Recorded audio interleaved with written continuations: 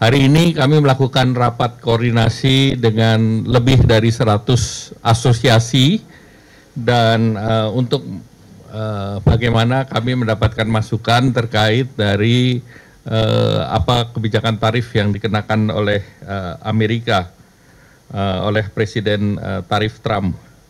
Oleh karena itu, kebijakan yang dituangkan dalam International Emergency Economic Power Act dan juga National Emergency Act ini mulai kemarin tanggal 5 April Amerika menerapkan 10% dan mulai tanggal 9 mendatang yang hanya 3 hari dari sekarang ada tambahan resiprokal di mana Indonesia dikenakan 32%.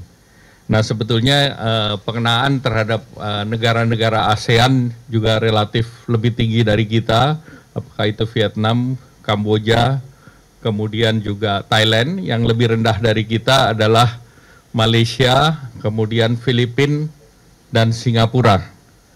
Nah, oleh karena itu penerapan tarif ini tentunya bagi Indonesia ada beberapa sektor utama yang terkena, yaitu food and apparel, karena itu juga menjadi andalan ekspor Indonesia. Tadi suara dari Apindo maupun Persepatuan juga kami dengar. Dan namun kompetitor kita di sektor ini, apakah itu China, Bangladesh, Vietnam, Kamboja, itu biaya masuknya di atas kita. Jadi itu juga menjadi pertimbangan shifting produk itu juga kita perhatikan. Kemudian juga bagi Indonesia itu another kesempatan juga karena marketnya itu besar di Amerika. Kemudian kedutaan besar di Indonesia juga sudah melakukan komunikasi dengan USTR dan tentunya dalam waktu dekat USTR menunggu proposal konkret dari Indonesia dan tentu hari ini kami selalu berkomunikasi dengan Bapak Presiden Prabowo. Sudah minggu lalu saat diumumkan dengan Donald Trump, kemudian sehari sebelum saya bertemu dengan Perdana Menteri Anwar Ibrahim sudah berkomunikasi dan kemarin Bapak Presiden juga bertemu dan hari ini juga laporannya ditunggu, laporan dari hasil koordinasi hari ini. Nah, tentunya Bapak Presiden sudah mengarahkan setelah hari ini kita akan memberikan masukan kepada Amerika untuk kita bisa memberikan respons dan harapannya tentu Amerika sendiri kan ini dikenakan kepada seluruh negara.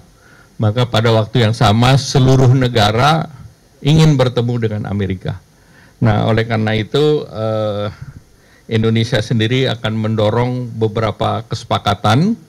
Dan dengan beberapa negara ASEAN, Menteri Perdagangan atau Commerce, saya juga berkomunikasi selain dengan Malaysia juga dengan DPM Singapura, dengan Kamboja dan yang lain untuk mengkalibrasi sikap bersama ASEAN.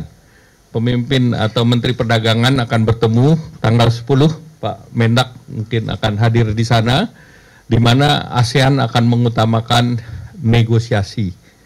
Jadi ASEAN tidak mengambil langkah retaliasi, tetapi Indonesia dan Malaysia akan mendorong yang namanya trade investment TIFA.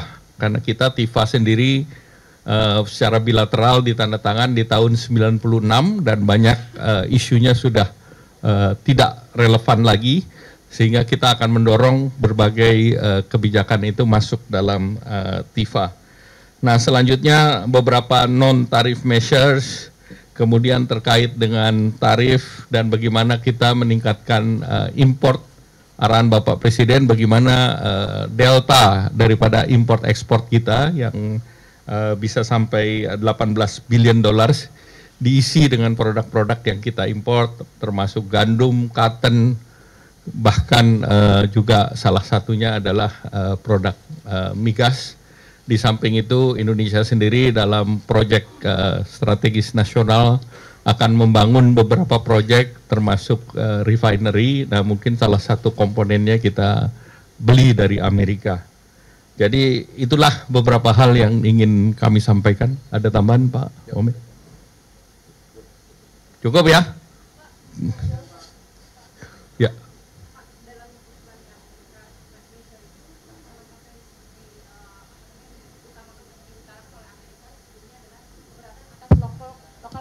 requirement. Apakah itu jadi salah satu pertimbangan pemerintah? Jadi ada pertimbangan terkait dengan sektor yang mereka ekspor ke Indonesia, antara lain ICT, itu kita sedang kaji dan kita akan respons. Ada lagi?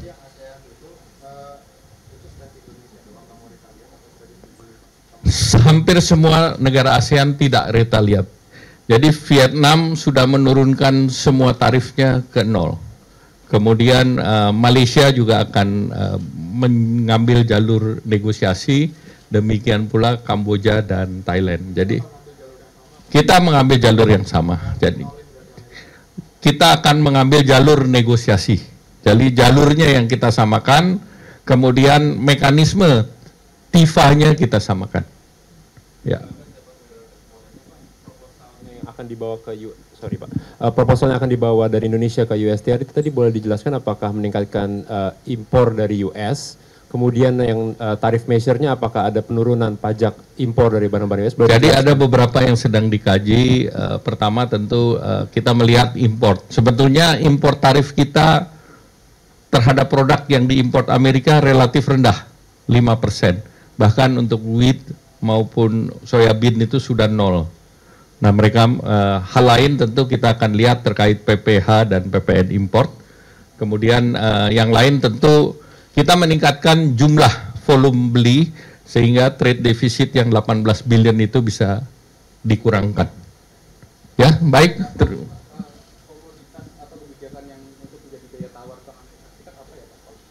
Ya tentu ya kita ambil yang top 10 Indonesia import dan top 10 Indonesia ekspor.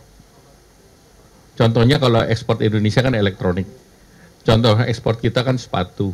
Tetapi kan kita tahu bahwa komponen yang Amerika butuhkan itu tidak diberlakukan.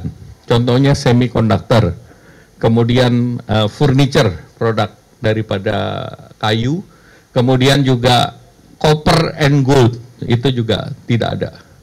Baik, terima kasih. Wassalamualaikum warahmatullahi wabarakatuh.